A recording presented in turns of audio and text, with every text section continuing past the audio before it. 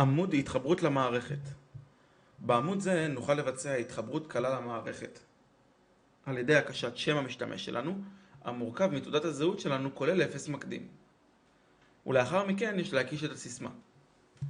אם אנחנו לא זוכרים את הסיסמה, נוכל תמיד להקיש על שכחתי סיסמה, ללחוץ את שם המשתמש שלנו, תעודת הזהות,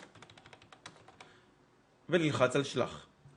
המערכת תפיק עבורנו סיסמה חדשה ותשלח אותו אלינו על תיבת הדואר האלקטרוני. במידה ואנחנו זוכרים את הסיסמה והכל בסדר, ניתן פשוט להקיש אותה בשדה הסיסמה, לסמן את הריבוע זכור אותי, על מנת לא להיכנס כל פעם מחדש למערכת, ולבצע התחברות. מיד ננחת בעמוד הבית. נוכל לראות בראש העמוד שאנחנו מחוברים על שם המשתמש שלנו, ונוכל ללחוץ התנתק במידה ונרצה בכך. אם נרצה לשנות סיסמה, נוכל תמיד לעשות זאת על ידי הקשה על שינוי סיסמת התחברות בתחתית המסך.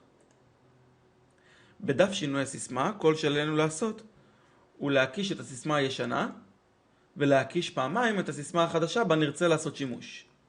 לאחר מכן נלחץ על שנה סיסמה. במידה ולא נרצה לבטל סיסמה, או לשנות אותה, נוכל ללחוץ על בטל, ולחזור לעמוד הבית.